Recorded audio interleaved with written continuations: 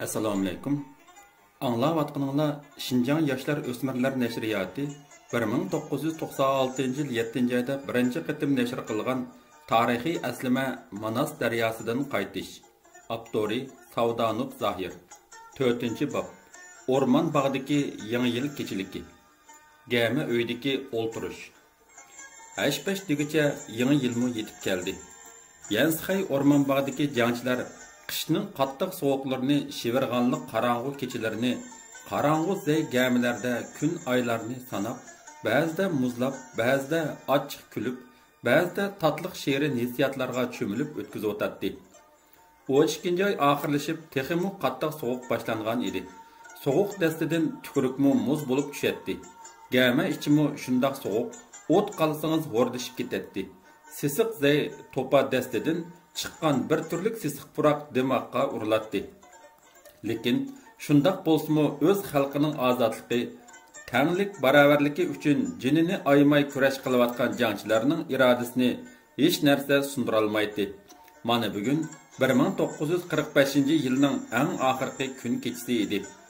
Havo intayin sovuq. O'rmon bog'ini qoplab olgan tuman asta-asta tarqalib, havo echilishga boshladi. Bugun havoning shu qadar sovuq bo'lishiga pisandmi qilmay jangchilar o'rmon bog'idagi chig'ir yo'llarining do'qmush-do'qmushiga qor bo'voylarni yasab etgan. Ba'zilar bo'lsa qordan postda turgan jangchilarning shaklini yasab qo'ygan edi. Odatda postda turgan askarlarning medirishini demsa qor bo'voydan ayrig'ili bo'lmaydi. Chunki postdagi jangchilarning qosh, ko'z, burut, kirpik va hamma yerni qirov bog'lab ketgan. Qarasangiz o'rmon bog'i xuddi afsonaviy cho'chaklardagi ajoyib g'aroyib tilsimlarga o'xshab qolgan edi. Tabiat 1946-yilini ajoyib tilsimlari bilan qarshi ilyotdi. Bu oxirgi kunda butun polik bo'yicha yangi yil ko'ngil echish tayyorligiga kirishib ketishdi. Kechasi abaronlardagi, yer osti gamilardagi, batalyonlardagi komandir jangchilar yig'ilib bugungi yangi yil kechasini ma'nilik va xushal xuramlik ichida o'tkazmoqchi bo'lishdi. Ko'ngil echishni boshlash vaqtiga oz qoldi. Har bir batalyonning boshliqlari polik shtabiga berib, boshliqlarning yangi yilni tabriklab kelishga ketdi. Rotalarmi o'z oldiga tayyorliklarni qilishga boshladi. Uzun o'tmay batalyon boshliqlari jangchilar bilan yangi yilni birga o'tkazish uchun o'z batalyonlarga qaytib kelishdi. Bugun kech hammadan qizib ketgini birinchi batalyon, birinchi rota gama uyi bo'ldi. Chunki jangchilar, komandirlar Musajon Ro'zining yurakni chekkichi zil tambur ovozi bilan jaronliq Uyg'ur xalq naqshlarini anglashga to'liq xushtar edi. Oshpazlar bugun kechki tomoqqa sabzi to'g'rab, ustiga mazali kala go'shi bisilgan, rasa o'xshagan polo etish uchun tayyorlik ko'ryotdi. Hammaning yangi yilni bayashat, ko'ngillik o'tkazish orzusi kuchlik edi. Birinchi rota gamisidagi uzun ustalga tomoq qachilari, har bir qachina yiniga birdan qo'shiq, bir juptin cho'ka, o'ttirga to'g'ralgan bolkalarni, zakuska uchun bir necha kichik taxsiga tuzlangan say, taxslarga to'g'ralgan qiza qo'yilgan edi. Hatta yo'g'on bir taxsiga g'uljining sut va may qo'yib yiqilgan ushoq to'qashlarimi tizib qo'yilgan. Bu narsalar jangchilarning uylaridan kelgan narsalar edi. Kech soat 11 da butun izvotlardagi kadrlar vazifa o'tayotganlardan boshqa ning hammasi jam bo'lishib ustal atrofiga yig'ildi. Kimdir oradan bir jangchi: "Qani yo'ldoshlar, hammanglar atg'ininglarni chiqaringlar" dedi. Shu zaman birinchi, ikkinchi, uchinchi izvotlardan kelganlar yenidan o'zlarining yangi yil kechiligi uchun akelgan narslarini qo'ydi. Yana ba'zilar polik xo'jaligidan beradigan Bilmur kanal deydigan tamakilarni chiqarib ustalga qo'ydi. Hammaylar yangi yil ko'ngil echish murosimining boshlanishini taqozolik bilan kutib o'ltiratdik. Birinchi batalyon komandiri To'xti Mamatov tuyuqsizlar: "Muno qiza va ushoq to'qashlar nerdan keldi?" deb so'ragan edi. Birinchi batalyon, birinchi rotaning komandiri Yusufjon javob berib: "Bizning uydagilar avatgan ekan. O'tganda jangchilar bilan azroq ig'iz tegib, qolganini maxsus o'rmon bog'i yangi yil kechligiga ilib qo'ygan" dedi. Hammaylar para haqida kulishib ketdi. Kulga to'xtagandan keyin Yusufjon mehmon bo'lib kelgan Dogan Sofiyov, Nurmuhammad Bakiyov va meni ko'rsatib turib, "Har biringlarni muno qiziga, uyning ushaq to'qashlariga ig'iz tegsin deb oldinglarga qo'ydik" dedi. Men kulimsirab turib, "O'z nafsinglardan voz kechib, bizni aslab ilib qo'yganinglarga ko'p rahmat" dedim. Boshqalarmi qo'lini ko'ksiga qo'yib, menga qo'shilib rahmat etishdi. Shunda qilib o'ltirish boshlanib ketdi. Birinchi batalyon komandiri To'xti Mamatov Sohibxon bo'lib o'ltirdi. Uning cho'risida 2-chi, 3-chi batalyondan kelganlar va 1-chi batalyonning rota izvod komandirlari o'ltirishdi. To'xti Mamatov qatorliq yo'ldoshlar ziyofatni boshlashga aldiraydi. Har qaysisi o'z chinlariga aldirash haraq qo'yishdi. To'xti Mamatov aldirmay o'rnidan turib, barliq ofitserlarga bir qur qarab chiqib, andin qadah so'zi boshladi. Yo'ldoshlar, biz uzundan buyon inqilobga qatnashib, o'limdanmi, jafodinmi qo'rqmay, Arambog', Liangshan, Jing, Shixularda dushman bilan qattiq jang qildik. Nurg'unlagan sabdoshlarimiz issiq qonlarini to'kib, aziz jonlarini vatan, xalq uchun fido qildi. Biz aman qolganlar qism bilan mushu tabiiy o'rmonlikqa kelib, yer ko'lab, yer osti uylarda, issiq sovuqlarda, oq qor, ko'k muzlarda, ba'zida qayg'urib, ba'zida xushal bo'lib mushundaq turmush o'tkazyapmiz. Mana buningmi 4 oydan oshdi. Bugun mana 1945-yilni uzitib, 1946-yilini qarshilayapmiz. Biz urushdan burun yangi yil kechasini issiq oilamizda ota-onamiz, urug' tuqqanlarimiz, xotin bolalarimiz, söyümlük yaru birodarlarimiz bilan birga o'tkazgan edik. Hozir ular bizni 4 ko'zi bilan kutyapti, seg'inyapti, eslayapti. Bizmi ularni seg'indik, eslayapmiz. Tinchlik bo'lgan bo'lsa, bizmi bola chaqalarimiz, do'st yaranlarimiz bilan o'tkazgan bo'lsak, qanday yaxshi bo'ladi? U kunlar oldimizda. Tayyor azdur ko'ptur narsalarimiz bilan yangi yilni qarshi oldik da'vatimiz. Taza zen qo'yib qarab baqsam, hammamizning qalbimizda yongan, ko'zlarimizda oilamizni, yiroqda qolgan tuqqanlarimizni sig'inayotganligimiz va ularga muhabbat, qaynoq hissiyot, dushmanga nafrat chiqib turadi. Rostini aytganda, jangchilarda yoki ofitserlarda bo'lsin bir xil zerikish bor. Ba'zilar og'zimizdan chiqiramiz, ba'zilar og'zimizdan chiqara olmaymiz. Qachongacha bu jangalda turaveramiz, olg'a ilgirlaymizmi deb g'udunishib qo'yamiz. Yo'ldoshlar, bir nuqtani to'liq tushunishimiz kerakki, harbiy odamlar buyruqqa bo'ysunamiz. Qachon yuqori buyruq tushirdikan, biz darhol naga bar desa shu yerga boramiz. Shuning uchun komandir yo'ldoshlar, jangchilarga obdan xizmat ishlashimiz kerak. Urush deganda aldirab ketishga, yengillik qilishga bo'lmaydi, dedi. Dal mushu vaqtda u yoqda turgan do'gilak soatning isirliksi 12 ga yaqinlab qolgan edi. To'xti Mamatov soatga qarab qo'yib, beshidagi shalong chechini qo'li bilan yenikkina kayniga qayirib qo'yibla, yanchuqidan qo'l yog'liqini ilib, og'zi, peshonlarini surtib o'tib, atrofga bir nazar soldi-da, "Qani, hammalarning Yansxay o'rmonligidagi o'tkazayotgan yangi yilinglarga muborak bo'lsin. Qani, oldinglardikini ko'tarib o'tinglar" deb chinini ko'tarib, har qaysisining oldiga borib chinisini urishtirib chiqdi va qo'lidagi haraqni ko'tarib biroqla ichivatida ichgan 40 jun bo'lg'achqa bir seskinib qo'ydi-da, ochiq saydin bir oz elib kappida og'ziga soldi. Ondan qo'li bilan ig'iz ipi cho'risini surtib o'tib, "Undaq bo'lsa, ofitserlar, men sizlarga bir kishini tanishtirib qo'yay" deb so'zini davomlashtirdi. Bugun bizning yangi yilni qarshilash o'ltirishimizga batalyonimizning 1-rota 1-izvod komandiri Nadirov Zihrullam burun odileniya komandiri edi. Keyin izvod komandiri bo'ldi. Qatnashdi. Bu odamning ish izlaridan sizlarning xabaringizlar bor. U Yunjixu, Bajaxu urushida qahramonlik bilan dushman potini granat tashlab portlatib, qarindosh qismlarning atakiga o'tish yo'lini ochib bergan qahramon yigit deb Zihrullamning mo'risiga yenikkina urib qo'ydi. Zihrullam darhol o'rnidan turib, hurmat chasni bergandan keyin yo'ldoshlarining hammasiga qarab qo'yib, harbiylarga xos chaqqonlik bilan o'ltirdi. Shu hamon gamining ichini guldiras olqish sadolari bir oldi. Zehrullamni bugungi 1-rota Yangi yil kechiligiga qatnashgan 3-batalyonning ba'zi ofitserlari burun tonimaydi. Chavaqdan keyin parang qizib ketdi. Ba'zilar o'tganki urushlarda bo'lgan ishlarni so'zlashsa, ba'zilari o'zaro kulkilik chaqchaqlarini qilishib o'ltirishdi. Bu parang chaqchaqlar ularning ko'zlarida yongan muhabbat sig'inish uchqunlarini allaqachon esidan ko'tarib o'tgan edi. To'xti Mamatov o'rnidan turib so'z boshlab, yo'ldoshlarga deb qo'ydigan yana bir xushalligimiz bugungi yangi yil o'ltirishimizga 2-batalyon komandiri Nurmuhammad Bakiyov, 3-batalyon komandiri Dugan Sofiyov va 3-batalyon shtab boshlig'i Savdanov Zahir yo'ldoshlar qatnashdi deyishi bilan chavaq chilindi.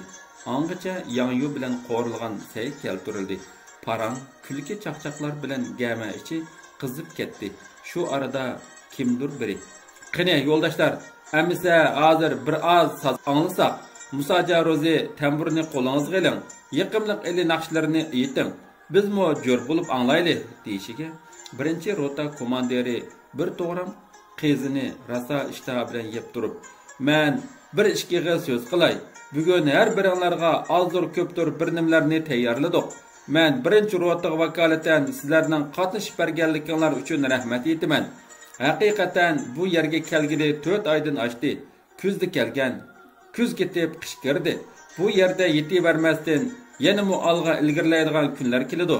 Qani, olg'a tezroq ilgirlashimiz uchun mushu bir qadamni ko'tarib o'tayli. Odam o'zi tushmagan mushu yerda yer osti gamida o'tkazgan yangi yil unutilmas yangi yil kechiligidir. Hurra!" deb chinni ko'tardi. Boshqalarmi hurra deyishib yana ichishdi. Dal mushu paytda Musajan Rozi qo'lga naqul bekitib tamburni chalishga boshladi. Sorun ahli xapshuk deyish bilan hamma jim bo'lib ishtiyoq bilan soz anglashga boshladi. Birdilla Musajan Rozi yarsining dardin yomon degan naqshini boshlavatdi. Buningga hamma qo'shilib aytib, gamining ichini ko'tarib o'tishdi. Soat 2 bo'lganda oshpaz poloning pishqanligini dedi. Bir yurish naqsha oxirlashgandan keyin soz to'xtishi bilan tang tomoqmo keltirildi. Hamma ishtaha bilan bu o'xshagan poloni qo'yib yeyishdi.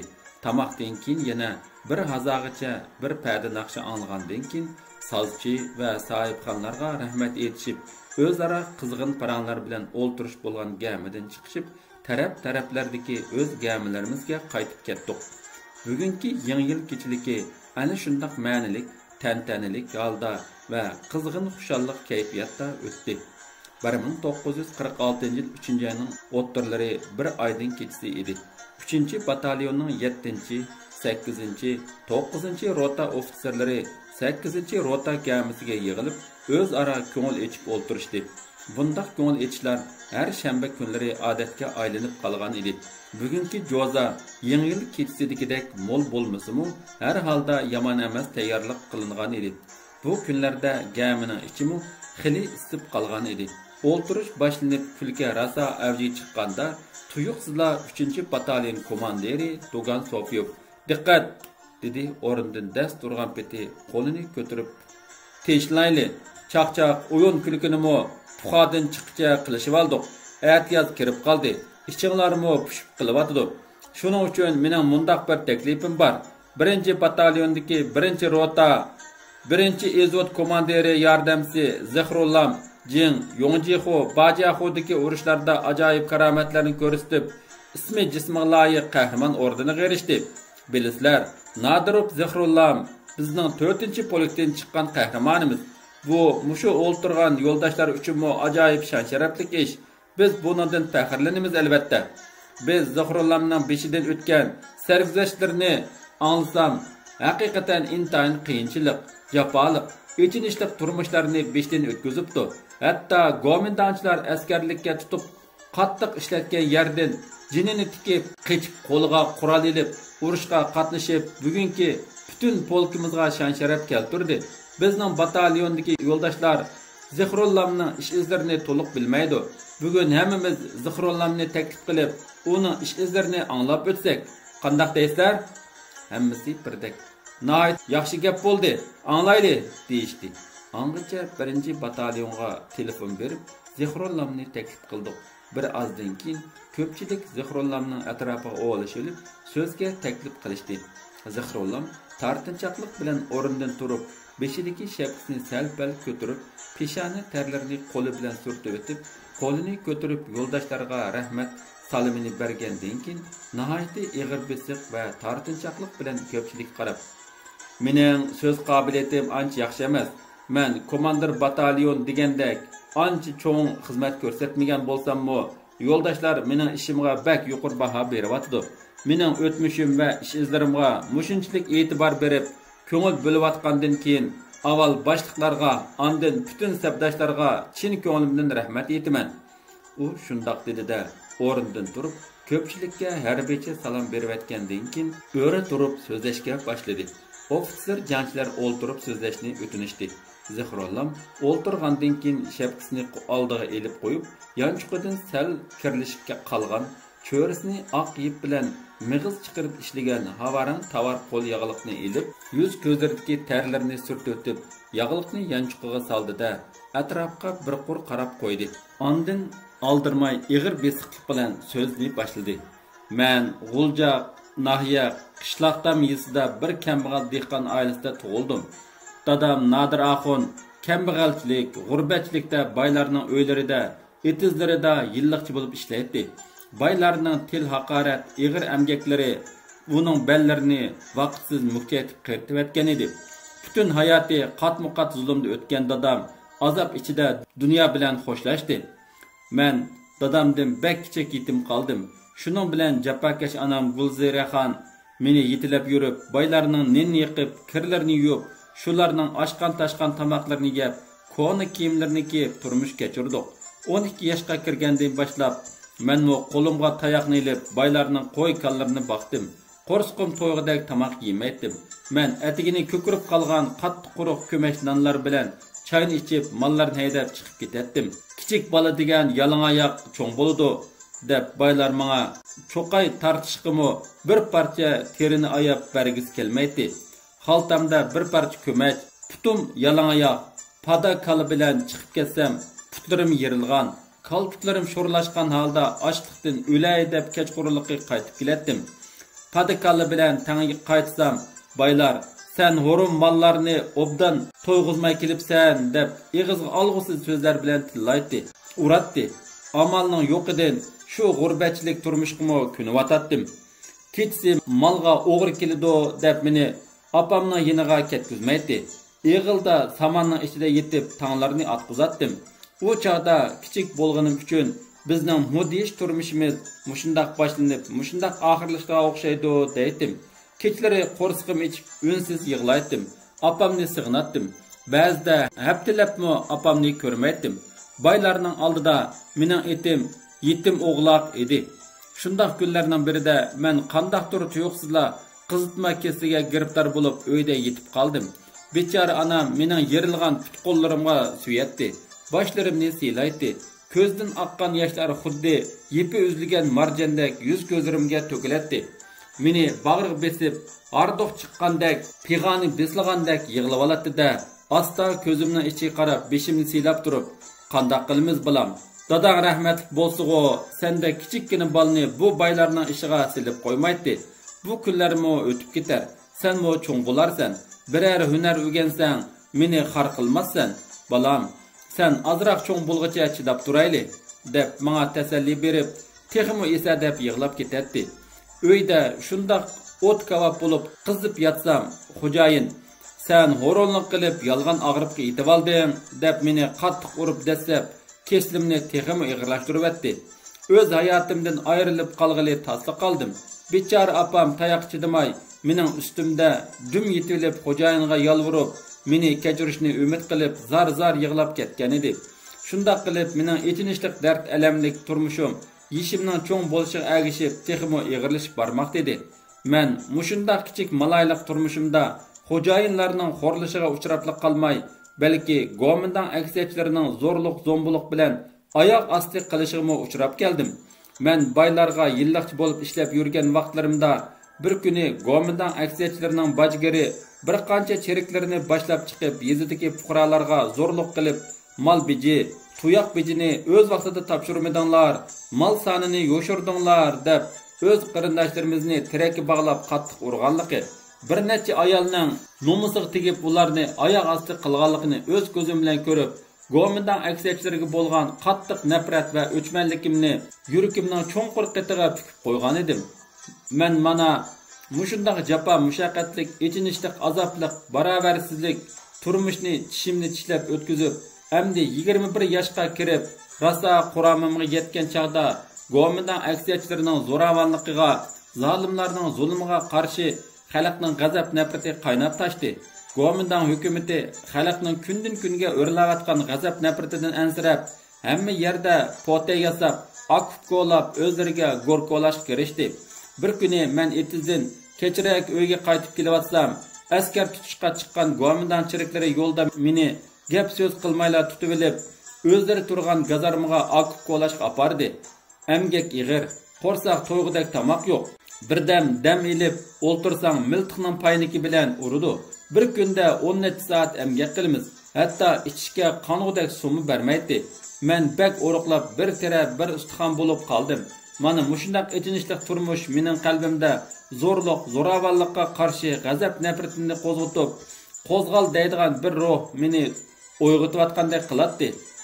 Men o'qimagan, savotsiz bo'lganligim uchun zodi bu ishlar nima uchun deydigan savolga javob topolmaydim. Bu savol meni azoblab uxlatmaydi.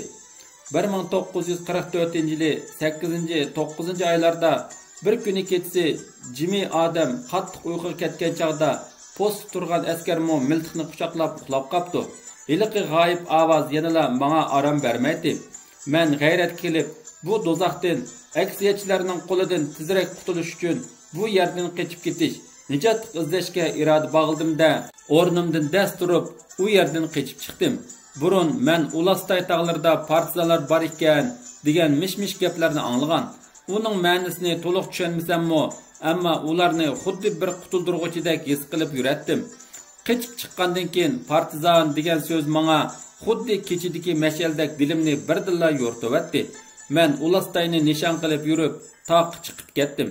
Mushu gap bilan hikoyani tinglab o'ltirganlarning dumbisidan bir ig'ir yukni ilvatgandek, hammasi cho'nqur bir nafas elishib, yeniklab qolgandek bo'ldi. Zihrullamning ko'zlari g'azab nafratdan yinib ketgan edi. U xuddi shu ishlarni hozir beshdan o'tkazayotgandek titrab pasirab ketgan edi. Tarni ertqanda qo'l yog'liq tutgan qo'limi titrayotdi. Zihrullam cho'nqur bir nafas ilib olgandan keyin oldidagi muzlab qolgan choydan qanodek bir o'tlab oldi-da, yana so'zni davomlashtirdi. Rost deganda, shu oy shu kunlarda Nilqining Ulastay tog'larida inqilab uchqunlari lavildab yenishga boshlagan ekan. Bu 1944-yili 9-10 oylar mezgili edi. Ulastay degan tog'liq rayon Nilqi noyasining g'arbiy tarafiga qarab so'zilgan ko'k tamir tig'ining kungay bag'riga joylashgan. Shimoliy tarafida Isposin deb atalgan bir egiz cho'qi bor ekan.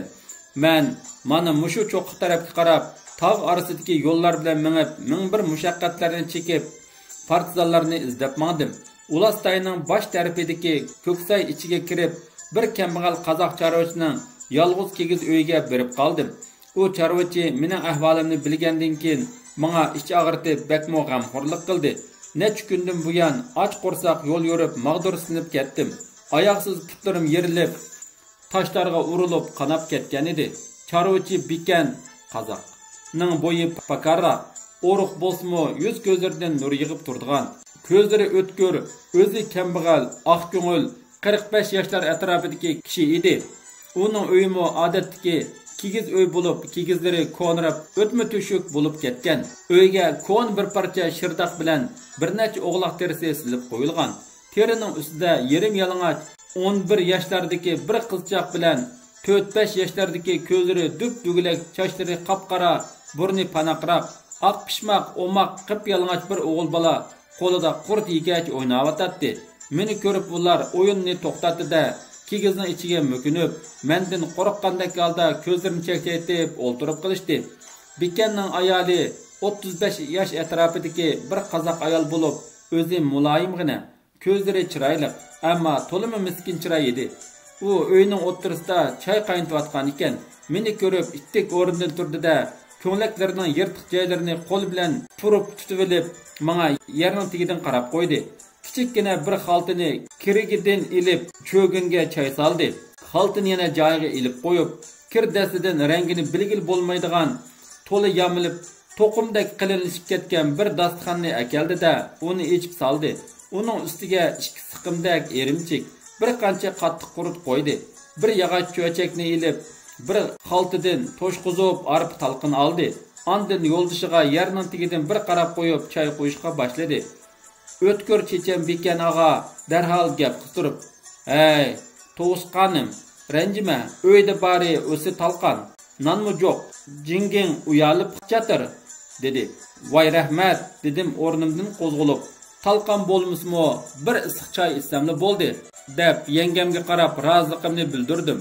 Yenga bilinar bilinmas miyig'ida kulib qo'ydi-da, 2 cho'chakka choy qo'yib, bir qo'shtin arpa talqinni chinalarga silib berdi.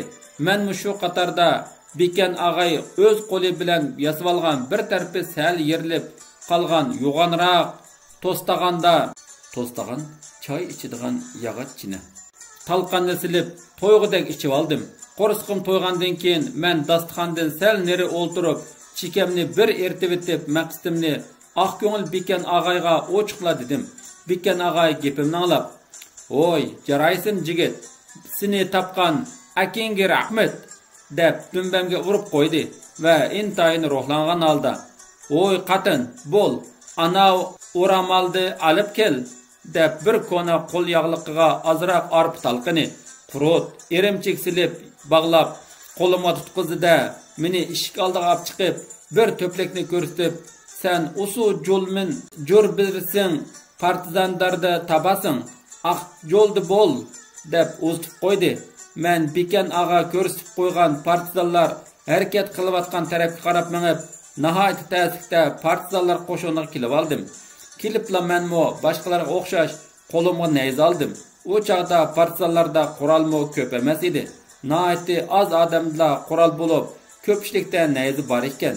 Oddiy bo'lsa-mo qo'limga qurol olganimga, dushmanimga qarshi jang maydoniga kelganimga ichimdan to'limi xushal edim. Söz shu yerga yetib kelganda do'gon sopyib, "Endi bir oz dam olayli, Zihrullam charchab qoldi, davomini atanglayli", dedi.